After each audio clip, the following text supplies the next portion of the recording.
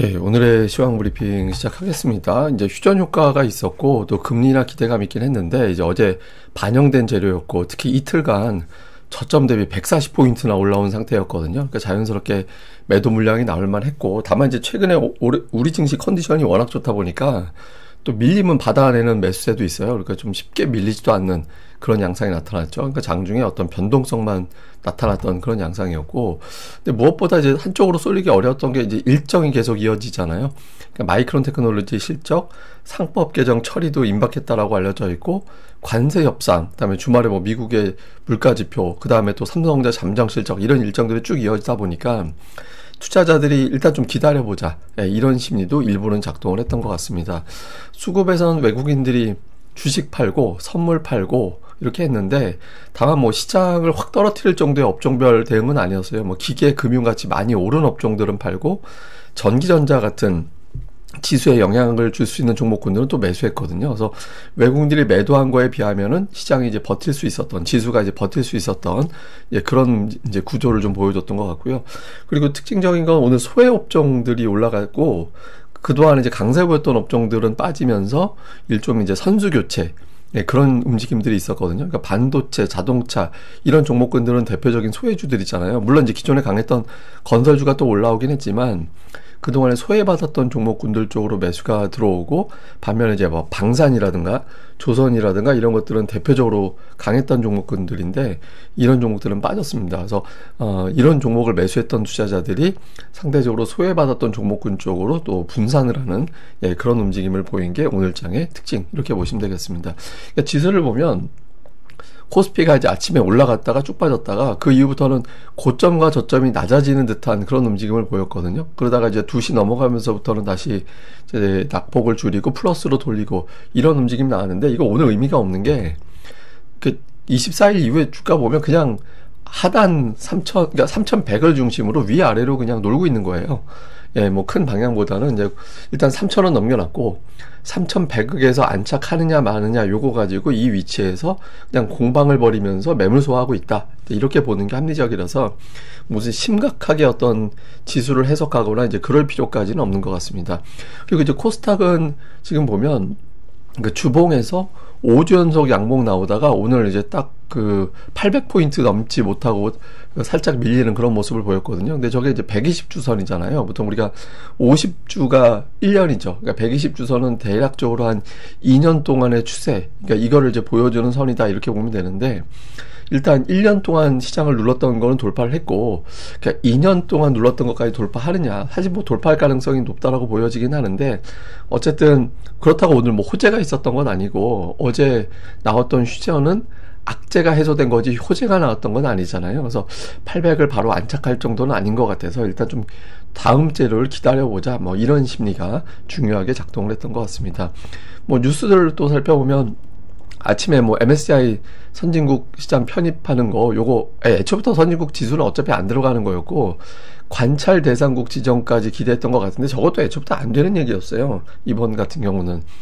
예, 뭐 외국인들 같은 경우는 환율 우리가 환전도 해야 되고 이렇게 되니까 또 환거래도 자유롭게 24시간 풀로 하게 해줘. 근데 우리나라는 그게 우리나라 자다 말고 갑자기 환율이 급변하면 우리 어떡하라고, 뭐 이런 것들 때문에 막는 게 있고, 그 다음에 또 한 가지는 이 외국인들 입장, 외국인들 투자자들의 등록 조건을 완화해줘. 근데 우리가 이제 그것도 또 안 해주고 있거든요. 그리고 이제 무엇보다 뭐 외국인들 그런 것도 있나 봐요. 그러니까 공매도 금지했다가 풀어줬다가 이렇게 왔다 갔다 하는 것도 정책에 대해서는 좀, 이게 그런 건 좀 믿기 어려운 거다, 이래서 이런 것들을 이제 핑계 삼아서 선진국 관련된 지수 편입을 좀 미루는 그런 결과가 나왔죠. 그러니까 애초부터 안 되는 거였는데 괜히 마치 뭐 편입될 것 같은 그런 분위기가, 뭐 그런 뉴스가 나온 측면은 있습니다. 근데 이거는 뭐 애초부터 안 되는 거라서, 다만 이제 이게 조금씩 편입 쪽으로 목표를 잡아가면서 풀어주고 그 노력을 가하면서 이제 관찰 대상국으로 내년도에는 지정될 가능성이 없지 않아 보이거든요. 그러니까 이후에 이제 이게 좀 이슈가 될 것 같긴 합니다. 그래서 이건 좀 주목을 해봐야 될 뉴스 같긴 하고, 그 다음에 이제 해외 쪽에서는 그 이란의 핵시설을 완전히 파괴한 게 아닌 것 같다, 그러니까 이란에서 주장한 대로 다른 데로 옮겨놓은 것 같다, 그러니까 이런 주장들이 서서히 올라오고 있거든요. 그래서 이거는 이번에 중동 여건이, 상황이 완전히 종료된 게 아니다. 그러니까 이스라엘 같은 경우도 저기 저러면 우리 또 공격해야 되는 거 아닌가? 뭐 이런 식으로 나설 수도 있는 거잖아요. 근데 우리가 잘 생각해 보면 이란과 이스라엘이 이번에 이제 대응을 해가지고 겁난 게 아니었어요. 그러니까 호르무즈 해협 문제였거든요. 근데 호르무즈 해협은 이번에 봉쇄하지 못한다라는 거를 알게 됐잖아요. 그래서 설령 뭐 다시 공격이 또 재개된다 하더라도 시장에서는 그렇게 겁먹을 정도의 상황이 이전만큼은 안 될 것 같다. 이렇게 평가되는 것 같습니다. 다만 이제 저게 깔끔하게 정리된 건 아닌 것 같아서 그러니까 약간의 어떤 노이즈는 남았을 수도 있다 정도로 우리가 보면 될 것 같고요. 그 다음에 오늘 나온 보도로는 그 다음 달 4일 전에 그러니까 상법 개정안이 처리가 된다. 근데 뭐 다음 달이라고 해봐야 이제 다음 주잖아요. 그러니까 다음 주 주말 이전에 상법 개정안이 처리가 될 가능성이 높아 보이거든요. 그래서 이게 뭐 상법 개정안뿐만 아니라 뭐 여러 가지 어떤 뭐 5,000포인트 특위 만든다고 하니까 이런 것들에 대한 기대감이 좀 있을 겁니다. 그래서 이 부분은 또 시장에 쉽게 밀리지 않는 그런 이유로 작동이 됐던 것 같습니다. 그다음에 이제 또 영향을 줬던 지표는 미국의 이제 금리가 많이 빠졌는데 이 금리 빠진 것도 오늘 미증시 올라가는데 영향을 줬거든요. 그리고 금리 내려갈 때 신흥시장 쪽에 또 유리한 그런 상황이 만들어지잖아요. 그러니까 뭐 파월 의장의 발언도 있었고 미국의 기대 인플레이션이 떨어진 것도 있었고, 그러니까 향후에 물가가 많이 뛸 것 같지는 않아요. 이렇게 또 소비자들이 예상한 것도 있었는데 결정적인 건 파월 의장의 발언이 생각보다 비둘기파적이었다. 이걸 또 주목한 것 같아요. 그러니까 오늘 닉 티밀하우스 이 사람은 이제 그 연준의 대변인, 그러니까 이렇게 불리우는 사람이잖아요. 이제 별명이. 이 사람이 이제 어떤 이야기를 올렸냐면 파월 의장의 발언을 이 사람이 이제 올린 거예요. 그래서 인플레이션이 안정되지 않은 상태에서 관세 변수가 있고 이런 것들 때문에 지금 금리를 움직일 수는 없다. 그러니까 파월은 그렇게 말했다라는 거예요. 그러면서 단 절대적 조건은 아니다.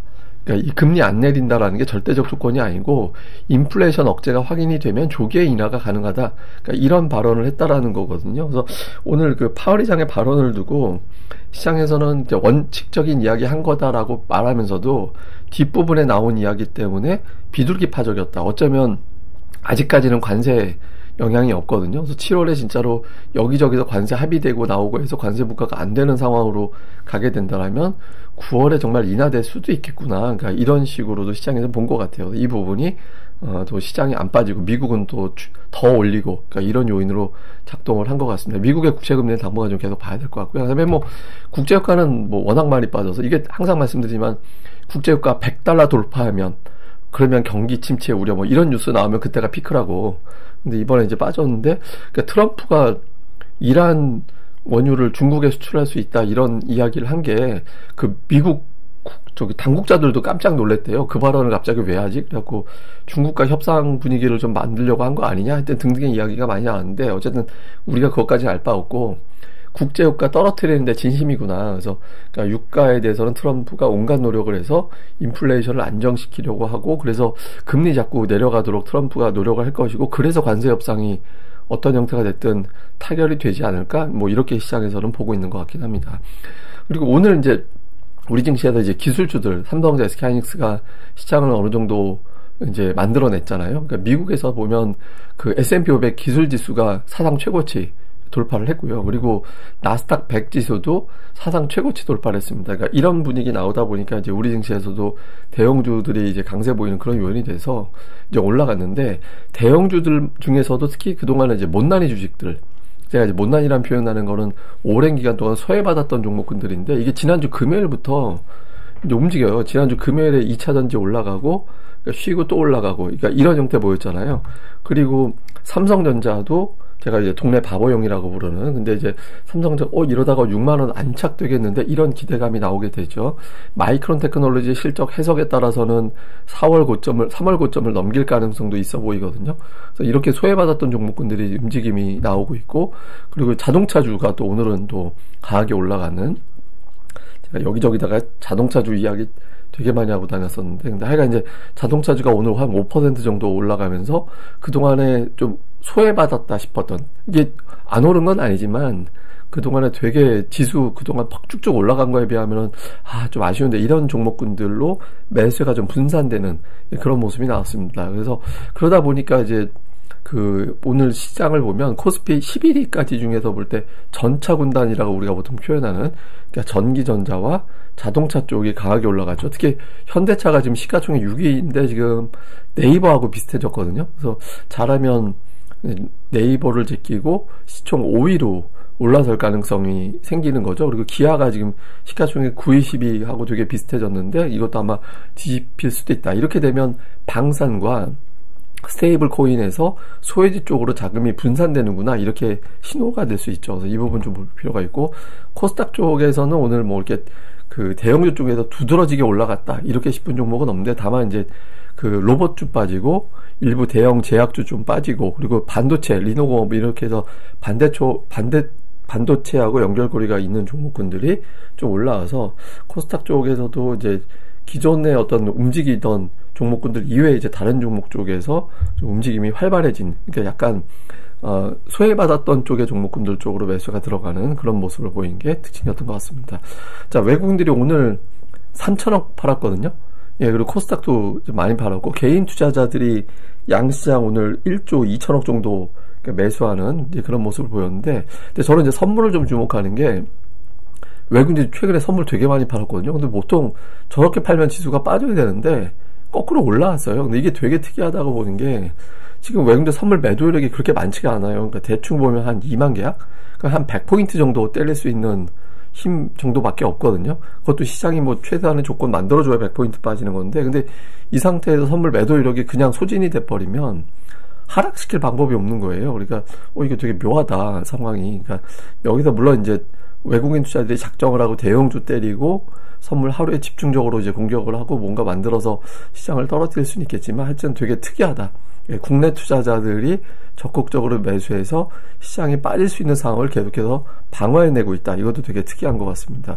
그리고 종목은 오늘 삼성전자가 순매수 1위, 그리고 자동차, 보면 이제 현대차, 기아 이런 종목군들이 또 들어가 있죠. 그리고 하이닉스 들어가 있고, 전차 들어가 있고, 그 다음에 뭐 방산이라든가 인터넷주는 종목별로 엇갈렸어요.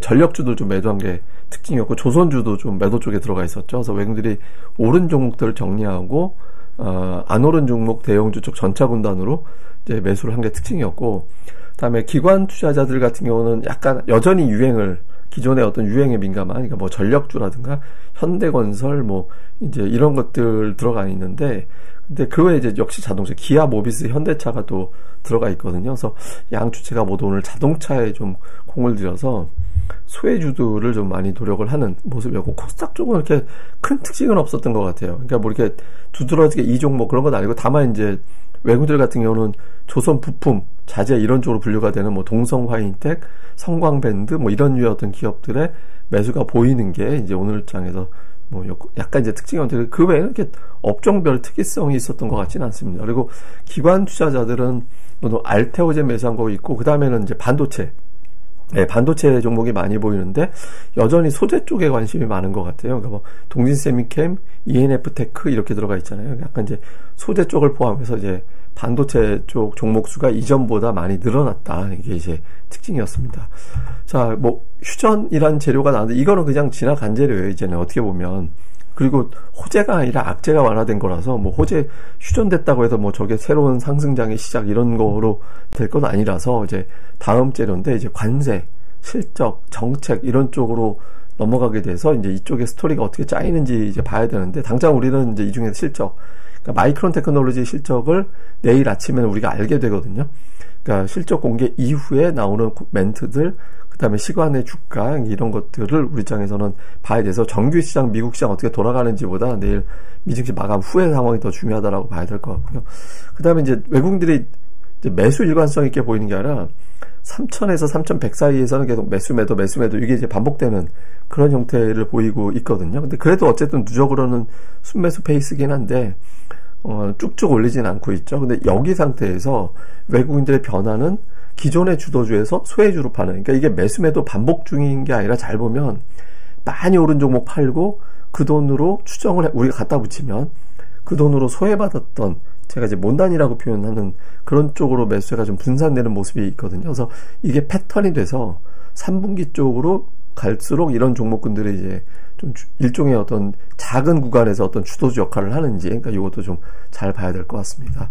예, 그리고 이거는 그 관세 쇼크 이후에 주식시장 상승률, 그러니까 4월 저점 대비 주요 국가 증시 상승률인데, 코스피가 무려 36%가 올라갔습니다. 2위가 나스닥이 34% 올라갔거든요. 그래서 30%대는 코스피하고 나스닥밖에 없어요. 근데 최근에 그 5월 이후로만 놓고 보면 코스피가 압도적으로 높죠. 그러니까 최근 들어서는, 그러니까 우리 증시가 이제 상당히 글로벌 증시 선두에 올라와 있다라는 점은 다시 한번 보여주는데, 다만 이제 이런 건 있어요. 그러니까 지수가 많이 올라오면 매도 물량은 그만큼 세지게 되거든요. 그러니까 시가총액이 커졌기 때문에 예전에 10,000원 할 때 100주 받는 거랑 15,000원 할 때 100주 받는 거는 받아내야 되는 그 규모가 달라지잖아요.